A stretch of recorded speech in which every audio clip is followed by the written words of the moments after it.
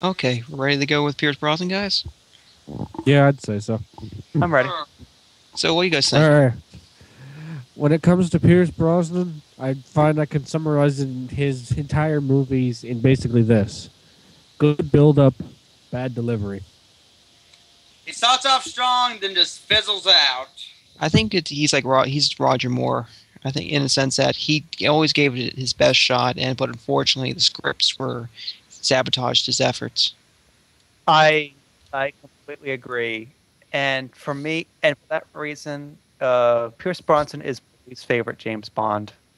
I know he's very popular in the James Bond list, but I think that's because he was a popular guy at the time. He was popular in the '80s. You know, he's good looking, he's charming, but beyond the good looks and the charm, he didn't have much, and I really blame that on the scripts.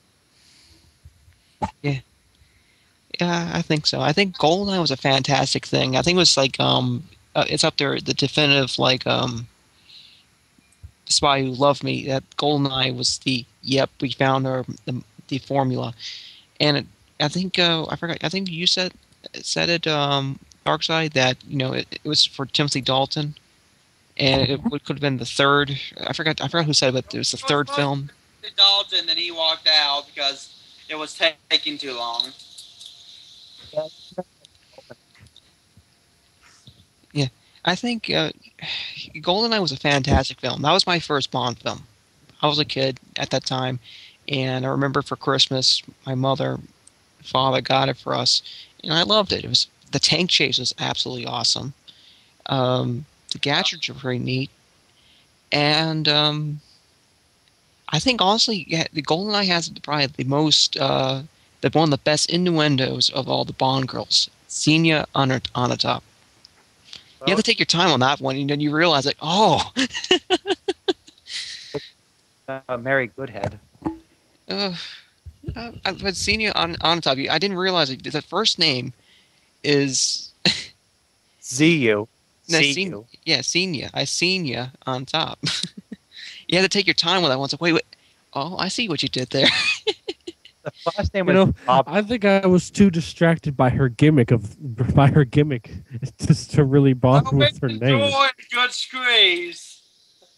Yeah, I think it was also a shame with. But what was great was I think you don't see with the other characters is that with Pierce Brosnan, they knew they had a good Bond. They had a great Bond, and they built him up to this epic proportion. So once you see him, the paper is removed. You see Pierce Brosnan as a role. It's kind of like it's Bond. Yeah. Although I do have the question though why they had to do it in a bathroom stall, and I think it's kind of like a premonition of how his career as Bond would go down the toilet. I think Craig spends more time in the bathroom. Craig spends more time in the bathroom than any other Bond. Actually, yeah, you may be right about that. Yeah. He has fight scenes in the bathroom. He's in his hotel bathroom. He vomits in the bathroom. He shaves.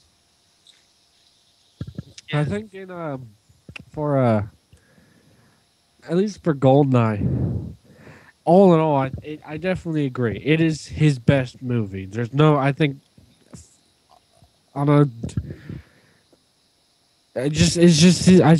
it's not my favorite, but objectively, it's definitely his best movie. Though I do have some major complaints with it.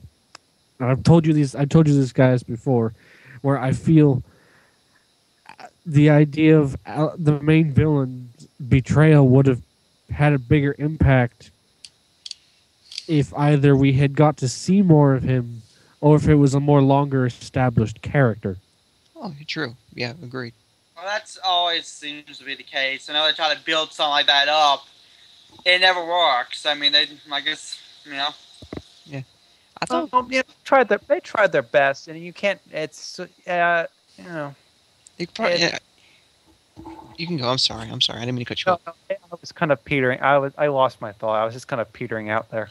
I think the bright side with GoldenEye is at least, even though they couldn't build up the character to the betrayal, which would give him more impact, at least they got Sean Bean, which he's a fantastic actor to do the role. So it was very I'm pretty personal. sure that movie is what put Sean Bean really on the map for movies. Could have, and it started the tradition that he has to die in every movie, except for Gary Myers. The Sean Bean death scene. You know what? Oh, go ahead. Nothing. I was just making a joke. You go ahead, shoot, say the joke. Don't worry about it. Go ahead. Shoot. I just said Bond wills it. Sean Bean must die. Bond wills it.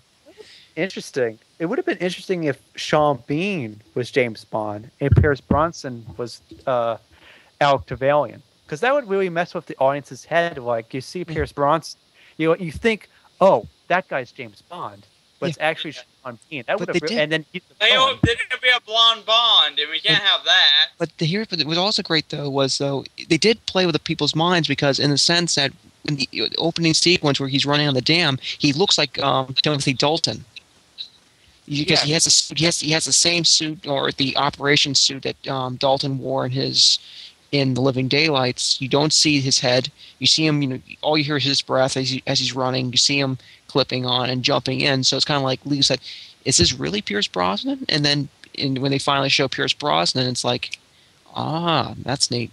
Hey, just to go back to Dalton real quick, they did that. They did something like that in the Living Daylights.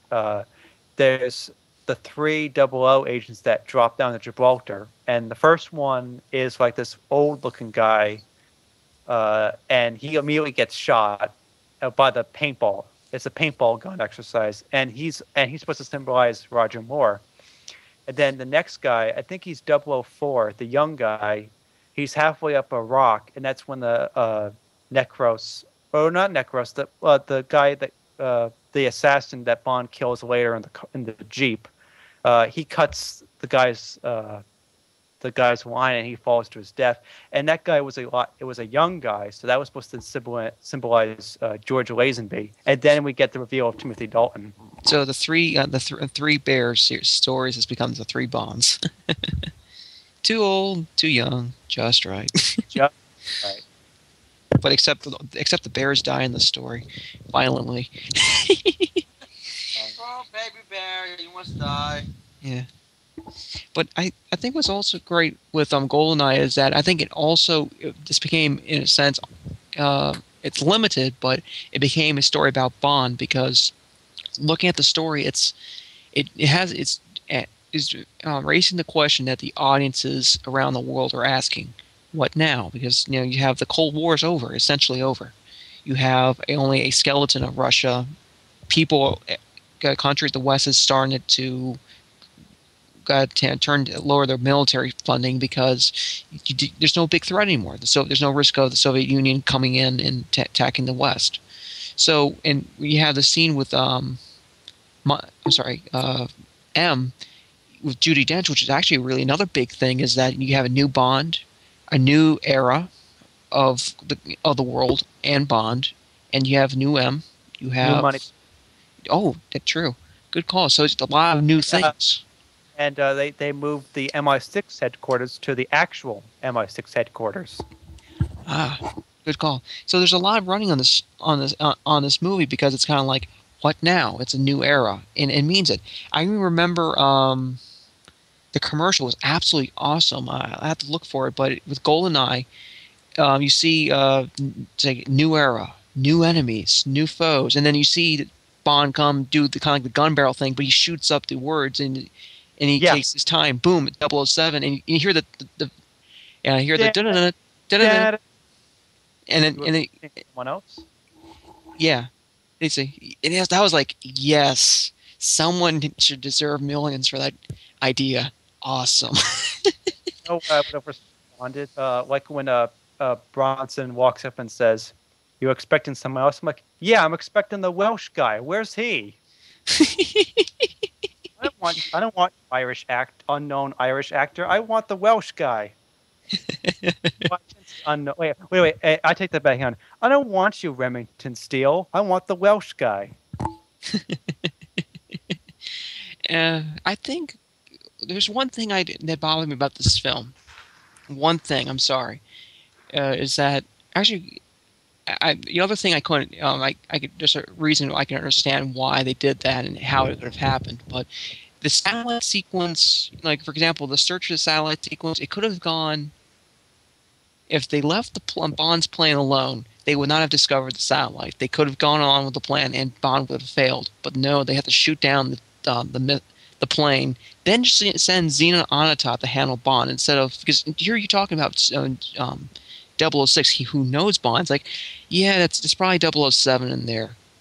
You know, Xena, take these 50 guys here and go handle Bond. But shut up, I know him.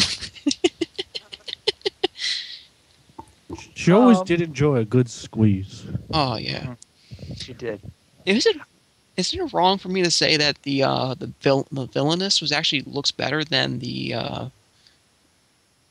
good girl? No, You mean like physically? No, just like yeah, like attractiveness. Attractive, yeah. Well, there's no real wrong or right for that kind of thing. That's just personal preference. She did. I would say the Bond girl does look a little plain in comparison to Onatopp. Yeah. No, I didn't really like either, to be honest. Yeah, but still, you know, the Bond girl looks plain. Well, the Bond villain looks glamorous and what you expect a Bond girl will look like. I guess the switch is there is that she's the bad girl, I guess. Yeah. Yeah. But I really liked Natalia in this movie. I like the I'm not character a saying I lot. don't like her, you know. I'm just saying, you know, and I'm not saying she's not attractive either. I'm just saying she does look a tad plain. Right, I understand. Yeah, when you guys said this, she could have been a great reoccurring character. I did, because I said that. I'm not trying to take credit. I'm just saying someone said that. I did. It's mine. You can't take it away from me. It's mine. Yeah, I believe you're the one who said that Paris Carver from the Tomorrow Never Dies was originally going to be Natalia. Exactly. That's what I thought it was at first. Never seen GoldenEye. I watched Tomorrow Never Dies first. I just assumed it was the lady from GoldenEye since I never saw it before. Yeah. And yeah, sorry for saying it was me. No, that's okay. That's okay. I just didn't want to insult you. That's all. I don't like taking people's ideas.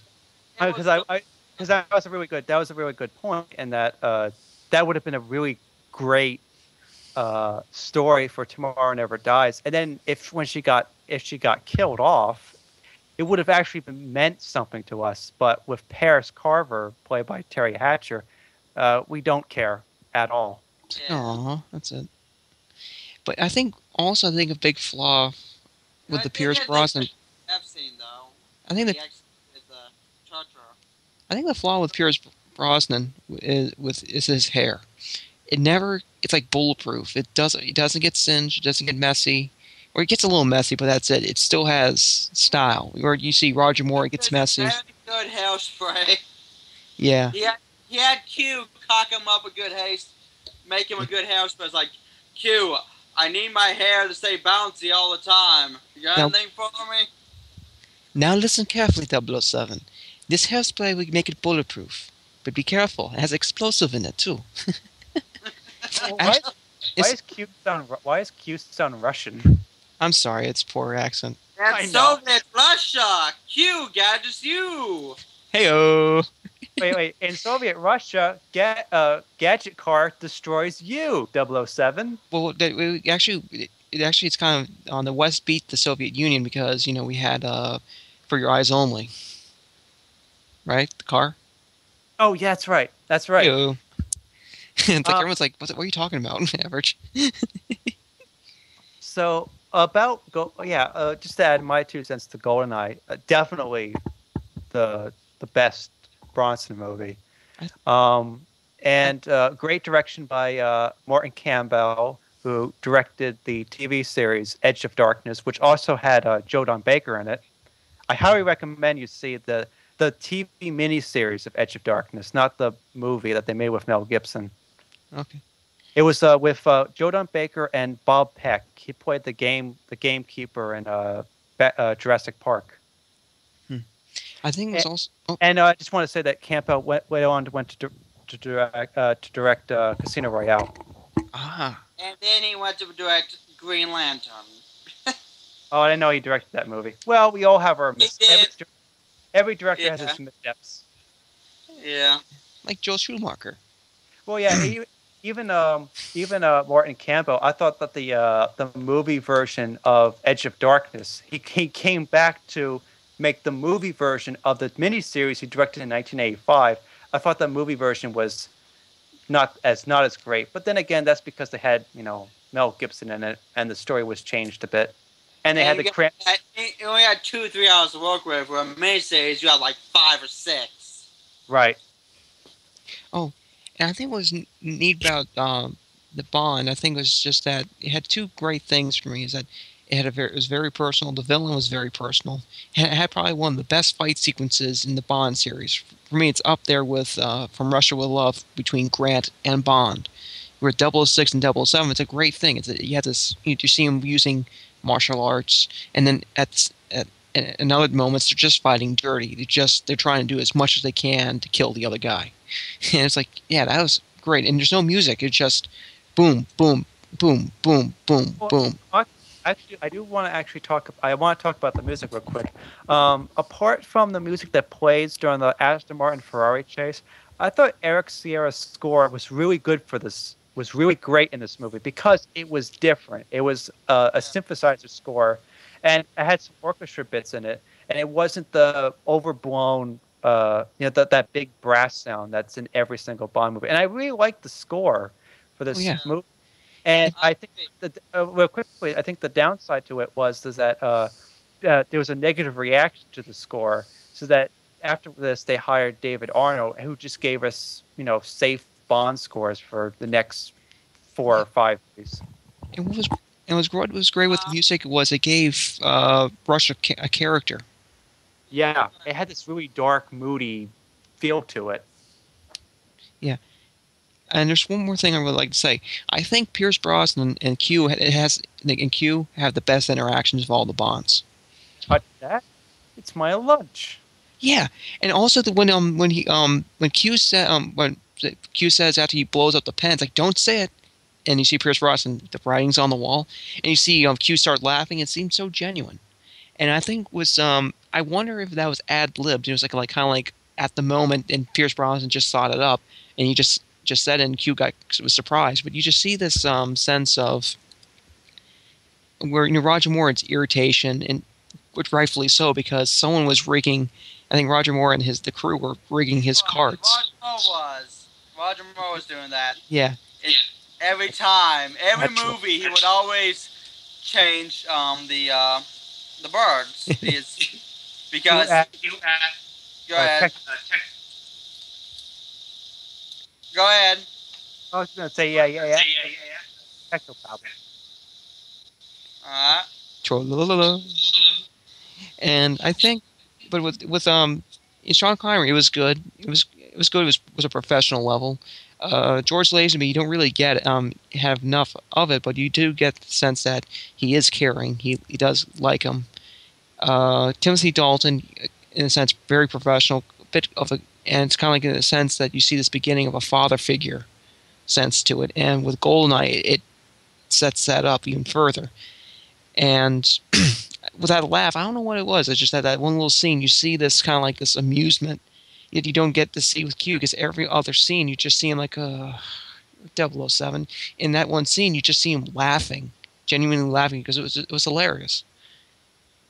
Although in Tomorrow Never Dies, it kind of returns to that, grow up 007. Yeah, and I think Q is actually awesome with the Pierce Brosnan's part, because of when the car just comes up to him, you don't see him freak out. You kind of like, whew, kind of like that. It's very subtle, like, whew, he's good at what he does, thank goodness. And then he gets back to the irritation to it. But I think it was also great is The World Is Not Enough is actually Q actually saves the movie for me. That's only one of the few scenes I would actually would watch again and again and again, is that you see Q actually is, he's the father figure. And it's a very human moment for Bond. Is like, you are not retiring, are you? And it's very, although he doesn't see this, you don't have any sadness to it, but you do see this genuine curiosity, and it's in a sense concern for Q that he's leaving. At 007, I've always tried to teach you two things.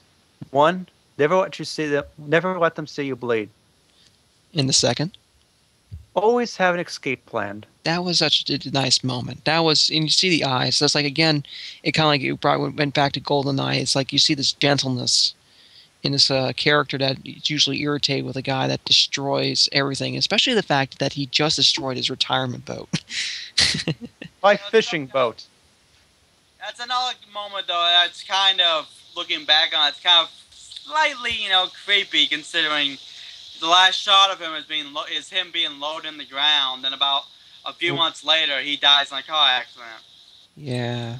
And that scene was, when you watched it, because with the acknowledgement that Desmond Llewelyn died after he filmed those scenes, you really get, it's really it's quite emotional, and you get this kind of feeling like, this here, we're saying farewell to, in the Bond series, just this great character, and he's gone now, and it's consistent. and yeah. he deserved a better movie than The World Is Not Enough. At least the bright side with The World Is Not Enough is that with the VHS version, they were considered enough to have a 3 to 5 minute segment of Q's whole career in the Bond series. That was the best part of World's Not Enough. Yeah, I hated the film. I hated it. I absolutely hated it, but that one scene that made me that actually gets me teary-eyed sometimes watching it. Yeah, I have that tape. Oh. And in a sense, that what makes him great is that, like Pierce Brosnan, he's pulling a Roger Moore, and is that he's giving his AAA performance, and Q's another redeeming factor of all of Bond's films. I'm not talking about what's his name, John Cleese. Yeah, terrible Q. He's a great actor. I know he's a comedian, a comedic legend of epic proportions, but he shouldn't have been it. And it just like, that was the problem. I just want to say one thing. Q deserved his own version of Skyfall. That's how you write a person out of a series. Yeah, but I think it would have been interesting. Actually, it would have been funny. Is like, here's a Bond film, Q. That's it. You just have Q's. You just have the movies around Q and him making these Q-fall. And you just see him. The whole movie's about him creating these objects, like and you see the screen goes black. You see 20 months later, you see the car he made is destroyed. No, the main villain of Q-Fall. He's talking to Bond. It's like Bond, you have to go after this guy.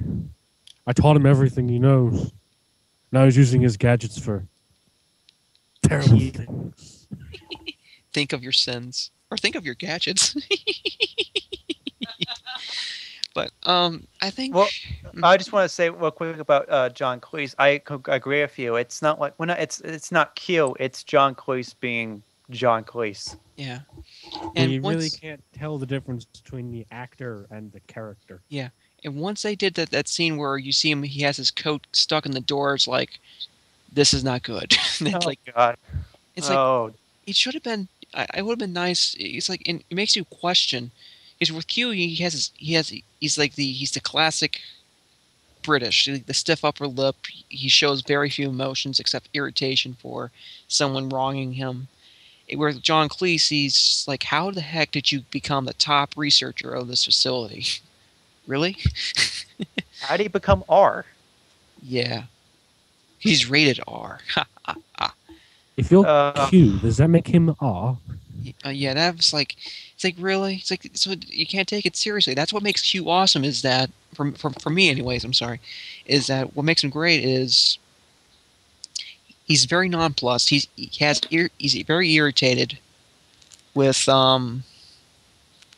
with Bond for destroying his stuff, and despite Bond making a lot of attempts to get under his skin, Q doesn't really play into it. He just kind of like brushes it off. He's just, and he, in a sense, that Desmond Llewelyn does a great job explaining the gadgets. It's how it is. Like you press here, this activates, and boom, that's it. It's like that's great.